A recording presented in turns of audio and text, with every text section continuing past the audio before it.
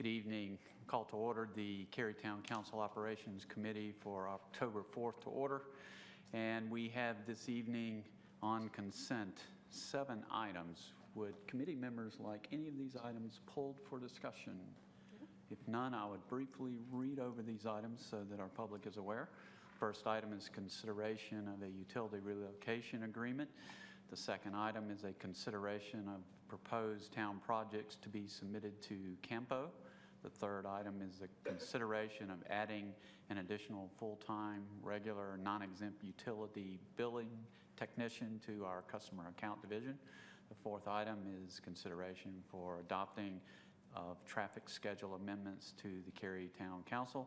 Fifth item is consideration of recognizing grant revenue from the North Carolina Arts Council.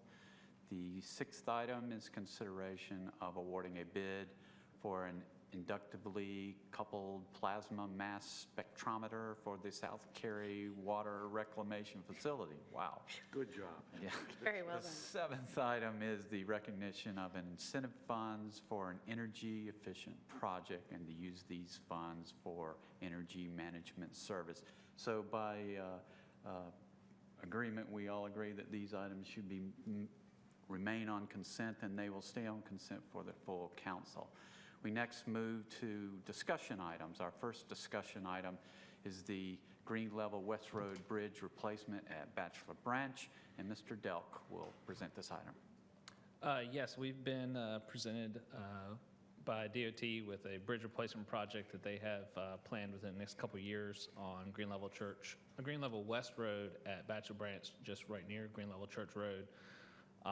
And we provided the staff report, outlined the details of looking at some additional sidewalks and opportunities for comments on that bridge replacement project. So if you have any questions, be happy to answer them. Ms. Bush? Yes, thank you for asking. I do have a number of questions. Could you explain to me the differences between the width of the bridge and the width of the bridge with sidewalks and what that's going to look like compared to what we have with other bridges? I was a little confused about that within the report. No problem. Well, currently out there, the bridge is probably only about 33 foot wide. No sidewalks, just travel lanes and some offsets from the abutments and stuff on the side. When we talked to them about this replacement project, they've offered to make sure there's bicycle and pedestrian amenities along it because the Green Level West is part of the NC Bike Route 2. Right. So we'll have room for bike lanes, and also we wanted to put some sidewalks out there, particularly because we have a greenway just east of there, and we want to provide a connection across there. So if any future sidewalks come in, that there'd be a safe passage across there. What we have agreed to right now is a 39-foot width across the bridge, so 2 15-foot lanes. Curb and gutter, and a 6.5-foot sidewalk. That's what they were willing to go to right now because they typically like 6-foot sidewalks if it's at the back of the curb. So this is a little bit bigger based on just the bridge can be widened by increments of 3 feet based on how it's being built. So we're getting a little bit wider bridge with this one. So Now, but the rest of the road has swales, and the rest of the road will be improved along that at that same time frame? I know this is just the bridge replacement project. Just the bridge. We have a project going on right now. We're looking at the design of a widening out there. DOT actually approached us earlier about this project, and because we were working on that project, we asked them to delay this a little bit until this round. Looking at what's out there, we're going to have a little bit of curb and gutter, but that's just so there's actually a difference in elevation a little bit for the pedestrians versus just walking on a bridge deck where, the only separation will be a line. But there is no sidewalk there planned, so you would, if you were walking, which I wouldn't expect right now, it's not really a walkable road, but if you were, you would walk then up and onto the bridge, onto that portion of sidewalk that's on the bridge, right. And then you would walk back down. What is the plan for sidewalks along that road eventually? Is it 10 foot? Is it 6 foot?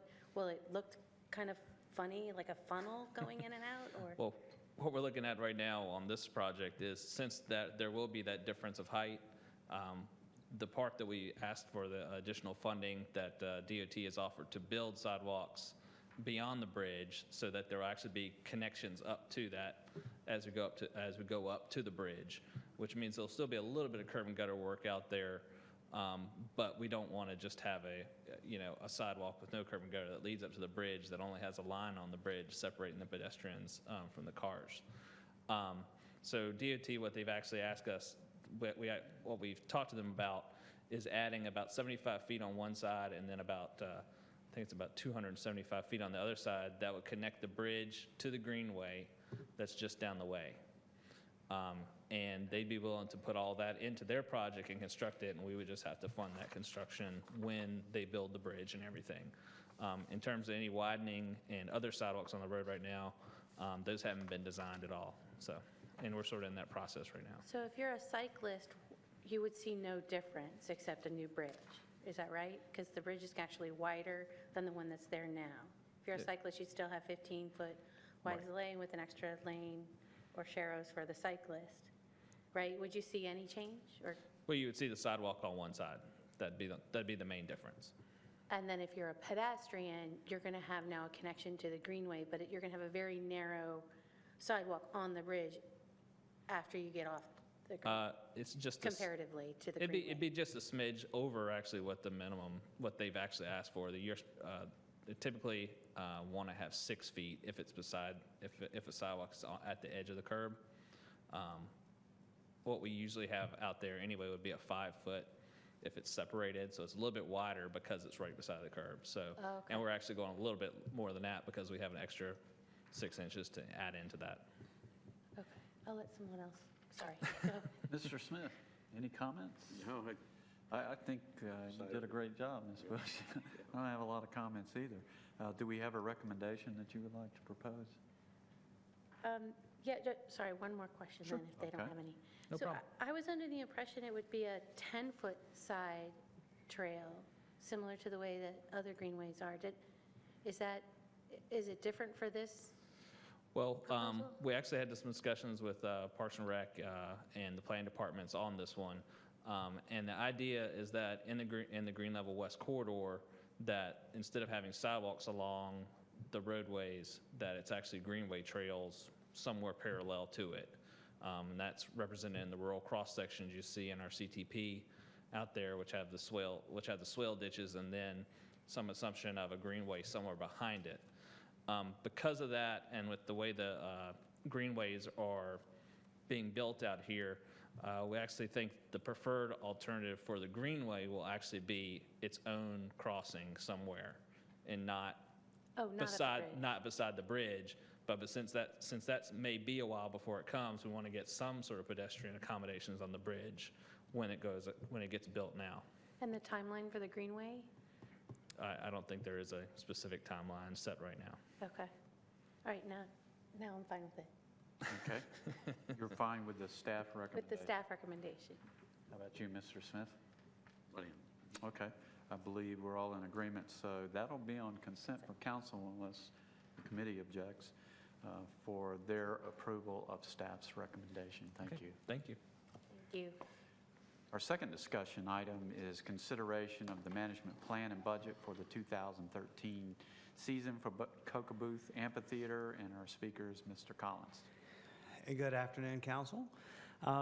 As you've seen in the staff report, this has been a good year for the amphitheater. It has performed significantly ahead of budget. We are in the final month, so we are still projecting, but we feel pretty confident about our projections holding true that the amphitheater will do better by about $60,000 from its original projected deficit. So it's been a good year. Things are, I think, progressing nicely. There are a number of capital improvements you'll see outlined in the staff report. I would just remind Council that the facility is now over 10 years old, and there are a number of things that it's about the time that we would be doing them. So I would just point to the recommendations, which staff's recommendation is to approve the management plan and budget as outlined for the 2013 season. Approve SMG's request to allow for 3 concerts to use a 98 dB sound level as the upper sound level limit. Recognize the potential risks inherent in amphitheater-promoted concerts and other special events, and authorize including such events as outlined in the management plan. Then there are 3 recommendations that relate to accounting, moving money among different funds to bring the amphitheater's budget in line with the town's fiscal year budget. And then the final recommendation is appropriate $116,000 and change of general capital reserve utility franchise fees to allow us to purchase 199 spaces of easement to improve our parking situation. And with that, I'm happy to answer your questions. Mr. Smith, do you want to start this time with questions, or you want to pass it back to Ms. Bush? No, I have no problem starting on this one. Okay. Okay. First of all, I think it's a well-documented report. I think it's great, to see the successes that we're having. I fully support all of the capital requests because, as you noted, it is 10 years old, and we are at that stage where we want to maintain the investment that we have. The only stickler for me is, the number 2 request of the 98 decibel thing, which, Laura, you're new here, but that's kind of predictable for me here, so just so you know that. And partly because I didn't see a lot of compelling argument up above for the 3 times that we were over. 2, we just went after a lengthy debate and discussion previously to get it up to the existing level 95. that it's at, and then even accommodating that with the 5-minute measurement. So I just got to tell you, from a visceral aspect, it just feels a little bit, I don't know what the right word is, greedy, I guess would be not a good word. I like the plan. I'd like to see it go forward on consent with the exception of 2, and I have no problem if that's a full discussion with the council. Okay. But I have no problem making a recommendation to approve 6 of the 7 recommendations and move those forward on consent, because I believe that as a council we have a lot of support for that. I have no problem with that. But I think in fairness, because it's been such an issue in the community, I would like to have the full council have the discussion on the decibel. Okay. So that would be my recommendation. Do we want to have any of that discussion here? Well, we go right ahead. The thing that sticks in my mind, if you've ever been to the Cary band competition, there are neighbors all around that, and that's well over 100 decibels. And so I think 98 decibels is fair, especially if it's going to help us recruit acts, which brings me to one of the questions I wanted to ask.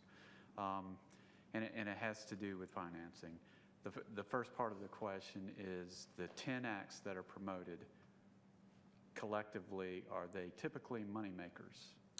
Well, typically, yes. Well, they all actually are moneymakers to one degree or another, because we are always, regardless of how the act performs, unless it's an absolute cancellation, there's going to be parking revenue, there's going to be concession revenue, there's going to be ticketing revenue. Those revenue streams are coming in, and no dollars are actually going out for those concerts, other than the staffing for the facility and there's utilities and all that. That's what a promoted concert is. And that basically means the risk is on the promoter. Correct, but we do base the budget on those acts bringing in a certain amount of that parking revenue, that concession revenue, and that's based on attendance. And so, and our highest revenue generating concerts are rock concerts. Those are the concerts that generate the highest level of revenue, and we budget those to bring in roughly $35,000, between $30,000 and $35,000 per concert. And if we don't make that, and some of those we make it, some of those we do far better than that. I mean, this year we had the Further concert performed much better than that, which gave us a cushion for the concert that maybe didn't quite perform as well. But overall, and you saw in the management plan, if you looked at the chart that related to national acts, that performed significantly better than what was budgeted for, and that's because of that revenue stream. But that's what it is. There's no there's no law, I mean, there's no, financial loss there, but if the money if the money doesn't come in, then we don't make budget. So that's how the budget is built. And I asked that question to preface my next question. Why do we have 10 promoted acts? Why not 12? Why not 15? Why not 5? Well, we have a contract with Outback Concerts, excuse me, and we come to a contract number to agree with them. I mean, there have been years when we've had 12, though they're guaranteeing us 10. That's not a limit, that's a guarantee. If they don't bring in those 10, then we start getting concessions from them. So we get some revenue back in off that. But 10 is a number that they're comfortable contracting with. And just to speak to the 98, Councilman Smith, I certainly appreciate your concerns. But also, I would point out that what the promoter is asking for is the flexibility to have that. It's not necessarily saying that there would be 3 concerts that would go to 98, but it's requesting that we have the flexibility, which allows for them to cast a wider net in terms of recruiting performers. And that the decibel limit acts as a barrier for certain performers. I mean, they may not even hit that, though, but it's just a psychological thing in a lot of ways in their minds. So if the recommendation for 3 is approved, it's not a guarantee that there would be 3 concerts that would go to 98. And even if it was approved, you may recall that when the last time council approved some flexibility in this, where we could take some concerts to 95, there were 3 recommended there. I don't think any of those 3 actually went to 95 over any extended period of time. There may have been brief moments of 95, but there was no, there was no. And if you look again in the staff report, you see that very few concerts, an average over the entire evening, even go over 90. There are times when they do, but when you average it out over the entire evening, most of the acts that are at the amphitheater are performing at less than 90 dBs. And does Raleigh's amphitheater have any limits? They do have limits. Their limits are fairly convoluted and not easily understood from a neighborhood perspective. I've tried to understand how their limits are calculated and cannot. So there appears to be more flexibility in terms of, and less regulation in Raleigh than here. Okay, so now you're framing where I'm going. So if we have 98, we have more flexibility. If we have more flexibility, we're better competitors with our neighbors who also have an amphitheater, and hopefully we'll get in more rock concerts that I like, and hopefully other people like, to get more of a balance, and hopefully that will change our bottom line, which is kind of where I was going with all of this questions, because I felt we were a little weaker this year than previous years, and I didn't know if that was just my perception or. Well, I mean, everyone's going to judge it differently. Right. From a bottom line perspective, we actually performed better. So, our attendance is up in that area. So, it's hard to know, but you can't know what didn't happen. Right. But I mean, we do know of one concert in particular that definitely went to the Raleigh Amphitheater that we were trying very hard to book here. It was My Morning Jacket that had performed here a few years ago. They were unhappy with the sound situation here, even though we have done so much and worked so hard to work with them to improve that. The bitter taste in their mouth, I guess, led them to not even consider our changed circumstances. So that's the only concert I can say for certain went there. And, there were a number of concerts that performed at the Raleigh Amphitheater that we didn't necessarily want to perform here either. So Right. I mean, so it's a balancing act. So I'm going to let you have a turn next. I'm- I'll ask one more question. As far as promoters' risk, and it gets back to the 10, 12, whatever, if we allow more flexibility, in your opinion, would the promoter be more willing to take more of a risk? Maybe go to, and I know we're talking about minimums, but willing to go after more or even raise their minimum Well, with us? excuse me, I think it gives the promoter the opportunity to be a bit more aggressive. Because there are more acts that the promoter then feels like that they can approach and go after than they would have been able to otherwise. Okay. Just taking off on your tangent, are there things that we can be doing with the Cook-a-Booth Amphitheater that make us more competitive besides the decibel level? Are there other activities that SMG has suggested that we look at that would keep it busier and potentially have us break even? Well, I think the amphitheater is a pretty busy place, and I think the SMG staff would agree. I mean, we host over 60 events over that period from April to October, and so that's a fair number of events. So it is a pretty busy place now.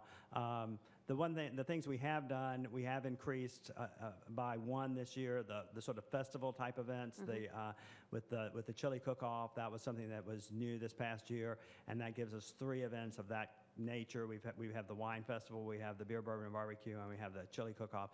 It's conceivable that we might be able to do a couple more things like that. I mean, those would be an area that I think conceivably there could be the opportunity for a little bit of growth. That promoter, I think, is happy with the facility and likes being there, and so I think if he sees an opportunity and brings it to us and we think it's a good fit, then that would be an area. I suppose we could consider doing additional movies perhaps, but movies aren't a particular revenue generator. They're breaking even and maybe making a little bit, but that's not going to be I don't know that there's anything entertainment-wise that we really can do, I think, that will drive additional revenue. Our best year was an $80,000 loss. That was in 2009, and that was a really good year. I don't know that we're projecting. We tried to be conservative in our projections anyway. I mean, we projected this year, as I said, at like 190, and we're coming in at 126. So Because of capital, though.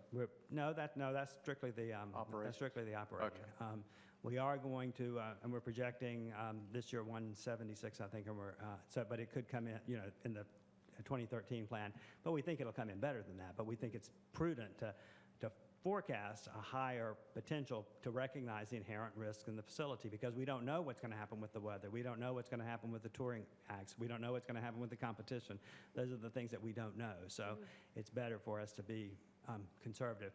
But I don't think, and I don't think SMG sees a scenario right now, and especially in terms of entertainment. There are other things we could do to bring in revenue that we have, and council has decided not to do, in the nature of sponsorships and naming rights, with the idea that we would keep the facility at the attractive level that it is. It's not a heavily commercialized facility. We could make it more commercial if we were directed to.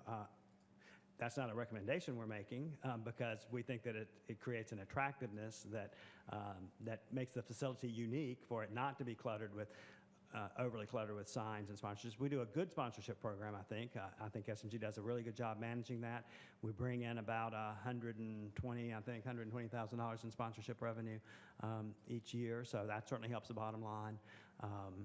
So, we're working to increase season ticket sales, to increase the mini packs. Those are things that when you sell tickets more in advance, you get the money in the bank, so to speak. So those are some areas that I think SMG's done a really good job in expanding, and those are things that we can continue to do. But I can't say that I see anything that's going to significantly, that's going to put the facility in a position on the operating side that is break even, and then you've got the capital expense and the maintenance costs on top of that. So. So I appreciate all the background, because I'm still new. No, you can't use that label anymore. So comparatively with our amphitheater, the amphitheaters, the venues in Greensboro, the one downtown Raleigh now, the Bud Light one, all these different amphitheaters across the country, do they all lose money? I would say yes. Yes, there may be ways that they are, again, some of them may not lose as much money because of sponsorship revenue or because they've got some kind of underwriting that supports it, but they don't make money on the entertainment alone. I'm not aware of one. Well, I think one of the perspectives, historically, has been, and this is part of the push and pull we're talking with right tonight about, the use. I mean, it's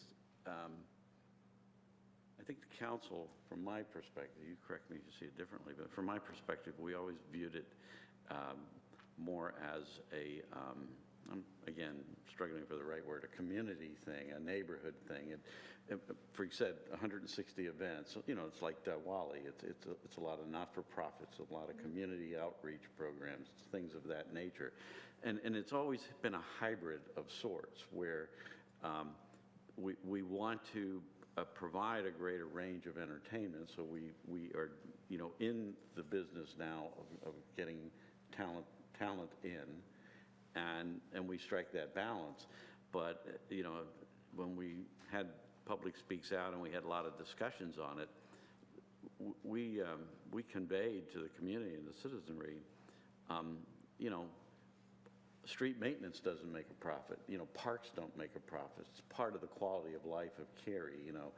So it's kind of a hybrid park, from my perspective, and I think that drives a lot of it. And there was actually a lot of caution not to be a kind of a bland, granite, sterile, rock place. It doesn't mean we don't want some of those concerts that you want and everything, but we tried to strike that balance because it is built in an established community. And so there's always that, give and take that we're trying to do. And I think we've done a great job. I mean, in all due respect, I think this is a great staff report. I think SMG, very customer focused. They're addressing, every time they get these needs, like wait times, for food and drink. Well, it just makes sense. You want to fix that. The faster you can fix it, the more revenue you'll generate. Right. So, again, I'm really stuck on one nit. I'm fine with ours trying to strike a balance, and we've always tried not to make it just where we blindly look at changing its whole profile just to try to make money. Well, I really appreciate the fact that there is a nice mix between not only the not-for-profit Wally, the events like the barbecue and wine, and then the rock concerts and Further and Ben Folds. I think there's been a nice mix, including the movies and the really scary movies that are coming. I think it's a nice mix. I'm just looking for what's the opportunity, what given the wealth of opportunities that SMG might have, if they had an open book and could do anything that they wanted, keeping that calm, but what else could make this more attractive, more competitive, and maybe break even? Those are where I'm going to with some of those questions. I did get an email from a citizen who said, well, they'd love to see a summer music series, with local talent, because I know that the Romeo and Juliet and those types of things bring in a lot of people locally to come and see the talent that we have right here in Cary. And we've done that. And you've done that. And I they would hope like you to were see able more. I hope you're able to tell the citizen that we've done that with both the jazz genre and the bluegrass genre, and those have both been successful, and we would certainly welcome the opportunity to continue those, especially on weeknights when the facility isn't as heavily used. I think that those are I think that's right. I would also remind you that it is the summer home of the North Carolina Symphony. Right. And the Symphony does take up 8 prime Saturday night dates on the calendar. And so if you want to give up that distinction, we could open up 8 Saturday nights and bring in additional more, though we did well with the Symphony this year, as you saw in the staff report, the best we've ever done. We'll see if that's typical or atypical next year. But I mean, I'll be honest with you. Those are 8 prime programming dates, and that we have decided belong to the Symphony. So we protect those dates, and so. I do think that the variety. I think so too. Yeah, They're some of Symphony my favorite times to go. Yeah. I think the variety of to go back to your question too about what other facilities are doing. I know the Raleigh Amphitheater does not have the diversity of things that we're doing. I don't think the Greensboro Amphitheater, which is new, is particularly going down that road. I think I know some of them would like to have the diversity of things that we're doing because they recognize that it creates a unique place. And what we always talk about is what can we do to enhance the Cocoa Booth experience. It's about the experience of the place, so that people want to go there regardless of what's there, because they enjoy being there on the lawn. They enjoy when they can bring in their picnic. They enjoy having their kids there. They enjoy that. It's really got its own very unique atmosphere that I think SMG has respected the town's desire to maintain that and has done a great job doing that. And that's been the charge that we have taken forward, to keep it with that unique and enhance that Cocoa Booth experience so that people do want to come back. And we do. People come back. Yeah, I would like to thank you. I've really enjoyed the Cocoa Booth amphitheater. I think, specifically in the staff report, I thought a lot of attention was paid to customer service. We've talked about that a lot on council lately, especially about as much time that you all spent and have talked about the decibel level. I really enjoyed reading the staff report, how many people had sent in complaints, what SMG had done about it, how they had detailed what exactly the complaints were. I felt that, I hope the citizens felt that they were heard and were getting some sort of, good feedback that they were heard and that we were making changes. And I did appreciate all the detail. I did read every single page. Thank you. Jack's recommendation, Mr. Smith's recommendation was to go ahead and put items 1 and 3 through 7 on consent. Are you okay with that? I'm okay with that. I'm okay with that. Okay. So what we'll do, unless there's No, I further appreciate that. comments, is put those items on consent, and then we'll discuss the decibel level with the full council. Mr. Lyman, you have anything else to add, or? No, thank you very much. Okay, thank you very much.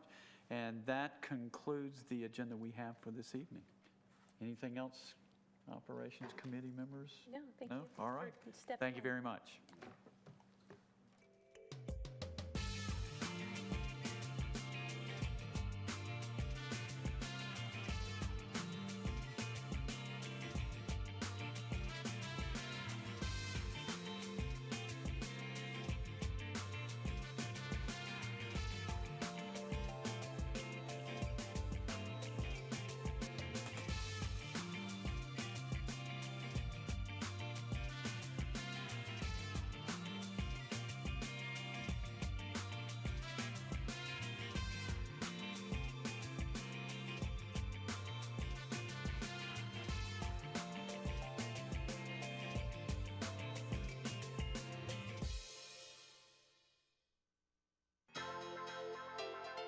This has been a production of Cary TV.